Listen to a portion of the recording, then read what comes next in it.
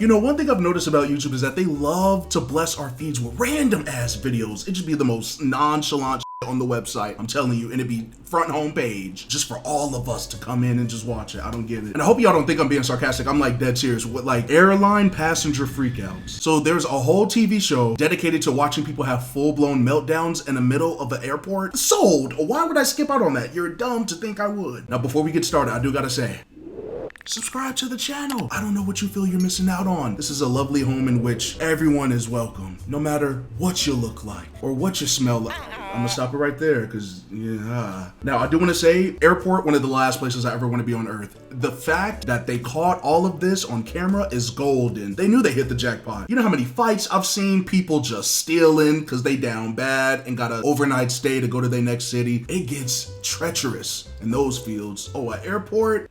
You don't want to be there when it get bad because people will end your life. They'll end it quick. Now join me as we witness people lose all control. Every day at Luton, over 100 passengers miss their flights. No chance? No, it's got on time slot, right? Some take it well. Sorry, that's a no. Don't get you off. And some don't. No, really, you can't get on that flight. Oh, Christ. Oh, this is magnificent. Why is she crying like that? No, I'm dead serious. She seems, what, middle-aged? Ma'am, to be losing that much sanity over, I don't know what the deal is. Obviously, we're gonna find out. But I had to stop it because she's squeaking like a mouse in the middle of the airport. What has you that upset? It's okay. You'll be just fine. It is not the end of the world. I don't know, maybe her dog died. Let me just be fair. Let me be fair to all people. All right. Oh, calm down, calm down. Oh hell no, but I can't do this, but she's not even saying words. Damn it, there's no words coming out of that mouth. What is she trying to communicate? Did you miss a flight or did a family member die? Let us know, and she not playing the part. That's sad. So Michelle Salinger has arrived 15 minutes late for the morning flight to Barcelona. I'm interviewing a whole load of teachers What are they on the next and at a college, and then I'm going to a university to interview teachers as well. I let them down last time, and I can't let these guys down. They've given up their time for me. They've rescheduled all their classes for me. She's desperate to be allowed on the flight. well, here's my first answer. You should have showed your ass up earlier. Now, that's one thing that people just can't, I don't know why they can't just conceptualize around that. People make mistakes, I get it. Girl, if you had hours on hours on hours to get it together, plus this is your second round, you're talking about letting people down, oh, they gonna have a field day when they find out you ain't show up 2 times. All you have to do is show up on time, and this probably wouldn't have been an issue. Now, I don't know the circumstance. I'm so sure that there might be people in the comments who might argue with me that you don't know her circumstance. I don't care. She's an adult. All of us are held accountable to some extent. I'm just being honest. I don't know. That's probably how I was raised. Y'all gonna get over it. It's cool. But it's not looking good. No, 7:20. Please, No, sorry. I can't get on it. Flight's on time. Let me just check. Oh, please, I've got my appointments. I've got 20 people waiting to be interviewed by me. Oh, please don't do this to me. I'm not gonna allow that damn breathing on my desk. Bitch, you look a little stressed out. Let's keep it a buck. A bean. You sitting over there begging for a flight like a gerbil is not gonna change their answer. And if there's one thing I've found out about airlines is that they don't give a rat's ass about you, especially for the employees. Like if they work there, they're just doing their job, right? If you cry because you missed your own flight or just your circumstance that brought you to the airport to think they're gonna just move around to accommodate you, they don't care if your eyelids are backwards. They're not gonna help. They're not gonna help. Don't count on it. Don't.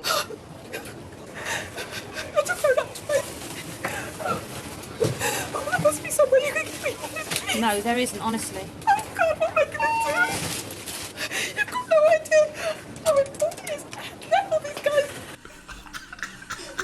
Bro, she's literally on the phone calling security out. She's already sick of it. Like this, the act is played out. It was funny at first, but like she's still crying about it. I just looked at my watch because like, damn, how long has it been? And she still ain't got no self-control. I mean, of course, like I feel bad. It's pretty unfortunate, but like, damn, what else do you expect them to do? Crying about it at this grown of an age ain't gonna solve a problem. So she might have to figure it out or walk the plank, get a taxi, I don't know, build a magical scooter, the magic school bus. What's that?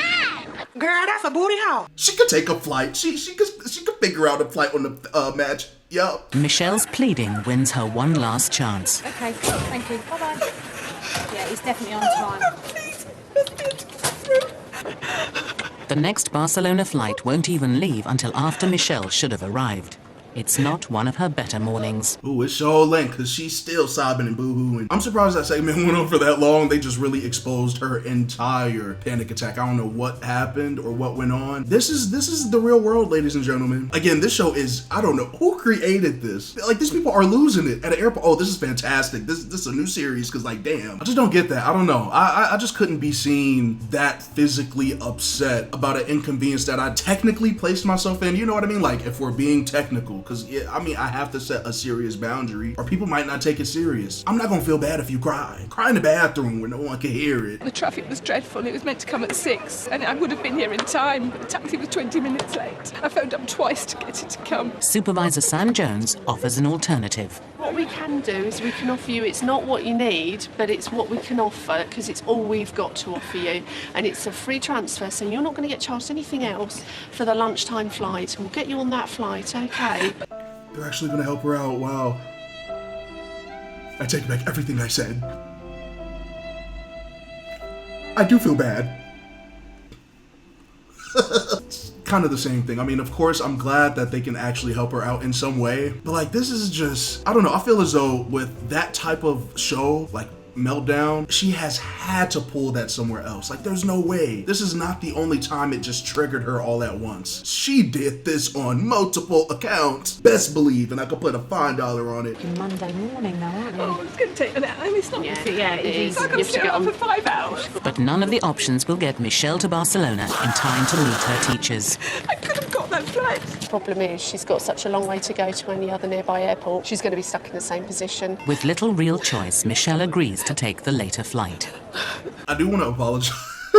I do want to apologize firsthand because, bro, this has been the same segment of her meltdown for the past 10-minute, like, this is ridiculous. She not gonna get it. Tell her eat a sandwich and some crackers, take a nap and call it a day. There's nothing else they can do. They're trying to work with her. Just everything's spiraling. I don't know what her home life like, but it ain't being homey right now. It ain't a homey. Figure that one out.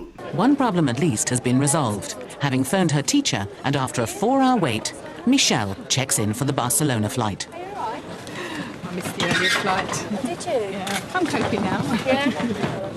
The gate number is 1A. I'm glad you made the flight. The emotions are too, like, nah. You just went from literally crying as if someone died right in front of your face to this is gonna be the most magnificent. Wait, I just had them backwards. She just sat there and flipped everything around as if this is the most magnificent day. Like, everything was just flawless. But you just had a meltdown at the desk a couple of hours ago. Unless it's because the cameras are there. I mean, that makes sense. Yeah, it's probably the cameras, because if you're still gonna carry that on and be that upset, don't hide it for the cameras. Oh, no. Keep melting down. Keep shriveling in it, because the content will be excellent for the TV show program. Trust me. You already did it once. Back at Luton, browbeaten Mel encounters a regular problem. I've got my passport and my driving licence. My wife hasn't got her passport, and neither does my son.